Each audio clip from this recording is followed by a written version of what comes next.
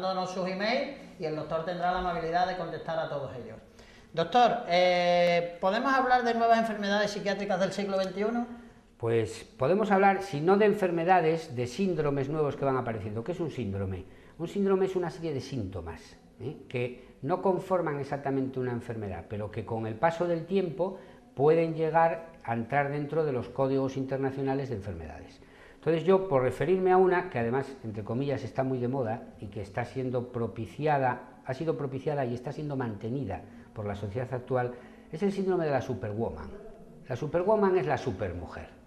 La supermujer, que a mí verdaderamente me da bastante pena, y lo digo, y se lo digo a ellas cuando vienen a consulta, están sufriendo el avance de la igualdad y de la equiparación entre el hombre y la mujer. Lo están sufriendo porque, lógicamente, la sociedad actual les está pidiendo que sean perfectas en todos los campos. Claro, el primer campo es la familia. Todas las mujeres que me están escuchando ahora mismo saben lo que comporta el trabajo en el ámbito doméstico. Los hombres pocos, por mucho que se esté diciendo que cada vez más hombres colaboran, sabemos que los porcentajes son pequeños y ayudan. Compartir tareas es mucho más complicado, porque compartir tareas es estar los dos en la misma situación cara a las responsabilidades de sacar adelante todos los trabajos del entorno familiar. Entonces, claro, a esta mujer le piden que sea la mejor ama de casa, que tenga la casa de la mejor forma posible, que cocine estupendamente, que todo esté bien planchado, que los hijos ya mayores muchas veces, o no mayores, porque el síndrome de la superwoman lo estamos viendo en chicas de 30 y pico años, que tienen una personalidad muy característica, lógicamente, porque en otras no sucede y la sociedad le sigue pidiendo lo mismo. Que luego trabajen fuera de casa, que aparte de trabajar fuera de casa sean guapas, y si no son guapas que vayan bien arregladas, que eso supone, y vosotras lo sabéis, un tiempo. Luego que tengan su círculo de amistades, que estén alegres y sonrientes, dispuestas para cuando el marido llega a casa poder un día salir a tomar una copita, a ir con los amigos, cuando ellas de sol a sol, durante una semana, no tienen tiempo para nada, ni un minuto para ellas. Claro, ¿esto en qué se da? Esto se da en personalidades muy exigentes, muy obsesivas, muy perfeccionistas. Claro, y es una pena, y por eso lo decía al comienzo, encontrarte con mujeres con 32, con 35 años, jóvenes, que ya están machacadas. Machacadas es que se les está cayendo el pelo, que tienen una calvicie producida por la ansiedad, que tienen problemas digestivos o ya se les ha diagnosticado un colon irritable, y que todo viene producido por eso, porque se han creído la falacia que la sociedad actual les plantea, y ellas piensan que si no consiguen lo que les piden, fracasan. Entonces, lógicamente, hay que hacer toda una reestructuración de objetivos, porque si no, esa mujer pues será dependiente de pastillas el resto de su vida. Pues ya han oído, queridas amigas, dejen de ir por la senda de lo que le indica la televisión, esas chicas perfectas físicamente, como madres, como amas de casa, y compórtense como ustedes mismas, que es lo más saludable. Doctor, ¿cuáles son los problemas psicológicos más frecuentes en los pacientes que van a una consulta psiquiátrica? Bueno, pues los más frecuentes son unos cuantos y los voy ahora a analizar brevemente, porque alguno ya ha salido en el primer programa, y tampoco me quiero extender mucho, y luego hay más, pero me voy a dedicar a los que fundamentalmente soportan o tienen la gran mayoría de las personas que acuden a las consultas de psiquiatría y de psicología. Por un lado están los rasgos histéricos, la histeria, la famosa histeria, que además se ha banalizado de tal forma y manera que a la persona con rasgos histéricos no se le entiende, no se le comprende, porque se piensa que los comportamientos que tiene son voluntarios y los puede dejar de tener. Claro, y ese, lógicamente, es un conocimiento del vulgo equivocado. Entonces, el marido le dice, ¿pero por qué estás así si no tienes ningún problema? Las amigas le dicen, ay, pero qué tonta eres, no le des importancia a eso. Y ella misma termina teniendo unos grandes sentimientos de culpabilidad, aparte ya de sus rasgos histéricos, es una encima de otra. La histeria es la sensibilidad plena, es to corazón es puro sentimiento. Claro, Lo está diciendo una persona que es asturiana, y no estoy haciendo ninguna crítica de Andalucía. Estoy diciendo que las histéricas y los histéricos, que también los hay, con menos frecuencia, pero también hay hombres con un problema de histeria importante, se dan en todas las partes del mundo y en todas las latitudes. Lógicamente, una persona que vive de la mano del sentimiento está constantemente en manos de lo que le suceda en el entorno. Si me mira mi compañera y me dice, ay, has perdido 2 kilos, ese día yo estoy feliz. Ahora, otra compañera ese mismo día me mira y me dice, ay, qué falda, no me gusta nada, ya estoy un poquito triste. Dicen depresivas, no, está triste. Y si lo último que ha oído es lo de la falda, y se queda con eso, llega a casa y se tira en el sofá, y se pone mal. Y hay mucha gente escuchando que dirá, pero qué tontería está diciendo este hombre. No, es una realidad, porque tienen un problema que es la vida emocional les funciona por la emoción, no por lo racional. Entonces, no tienen la capacidad de pararse a pensar, por ejemplo, en el ejemplo último, digo, bueno, vamos a ver, a mi amiga no le gusta la falda, pues ya está. No, les duele tanto, que eso hace que se pongan tristes y deprimidas, entre comillas. Tenemos los obsesivos, que ya hemos hablado de ellos en el primer programa un poco, y son las personas tremendamente perfeccionistas, todo controlado, todo, el presente y el futuro. El pasado no quieren pensar, porque ya ha pasado y no les preocupa. Claro, tener todo controlado en la vida actual, como en todo momento histórico del paso del hombre por la Tierra, es una falacia, es una utopía. La vida es indeterminación. La indeterminación es que no sabemos. Voy a decir algo, habrá gente que se pueda asustar. ¿Cuándo nos vamos a morir? No sabemos si va a ser dentro de media hora o dentro de 5 años. Pero quien dice morirse dice cosas menos peligrosas, como tener un accidente, que me quiten del trabajo, que tenga una ruina económica, que tenga una enfermedad importante. Claro, esas personas tremendamente obsesivas que todo lo quieren controlar, en el momento que les pasa algo a ellos o personas muy cercanas, eso les desestabiliza. Y entonces se enganchan ya obsesivamente a eso que ha pasado y ya se dispara toda la obsesividad, y entonces aparece todo lo psiquiátrico, ¿no? Porque en el fondo está lo psicológico. Los fóbicos, miedo a todo, inseguridad total. Debemos de vivir con un cierto respeto, pero lógicamente el miedo para situaciones de miedo, de alarma, y poder enfrentarte a ellas. Si habitualmente una persona vive temerosamente su existencia, pues eso no hay quien lo aguante durante un tiempo, ¿no? Y terminan apareciendo los síntomas. Y luego ya dentro, yo lo quería unir un poco porque considero que tiene una relación importante. Creo que hablé en el primer programa algo, pero me voy a tener un poquito más aquí. Es el tema del machismo, ¿no? El machismo no es ninguna enfermedad como tal, ¿no? Y ni enfermedad psicológica. Bueno, a lo mejor algún psicólogo que me pueda estar escuchando podrá decir que no está de acuerdo. Pero en principio no es una enfermedad. Pero claro, es una fuente de valores en la sociedad. Y actualmente el machismo en España existe.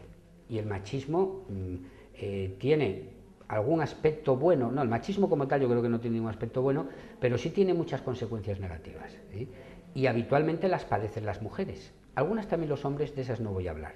Lógicamente, la mujer que se ha educado en una sociedad machista es una mujer que no tiene derechos o no tiene los derechos que tienen los hombres, está para cuidar al hombre, la seguridad se la da el hombre, y cuando el hombre habla, ella se calla. Entonces, ¿qué aparece ahí? Aparece la falta de asertividad, de manifestar mis deseos. O sea, yo he tenido pacientes en consulta que después de 50 años le han empezado a decir a su marido lo que verdaderamente querían decirle desde los 30 y no habían sido capaces. Y cuando se lo empiezan a decir, se empiezan a encontrar bien. Tengo gente, mujeres fundamentalmente, algunos hombres, dependientes, que piensan que son incapaces de llevar adelante su vida si no están constantemente fusionados o con su pareja, o con su madre, o con una prima, o con una tía, que es el soporte para funcionar. En el momento que empiezan a descubrir la cantidad de valores personales y potencialidades que tienen, se les abre una nueva vida, porque empiezan a caminar sin muletas, dejan de ser unos cojos en la vida. Luego tenemos todo esto unido a la falta de autoestima de la que había hablado, y luego están las cuidadoras. ¿Quién cuida al cuidador? el síndrome del cuidador, que fundamentalmente en España lo soporta el género femenino.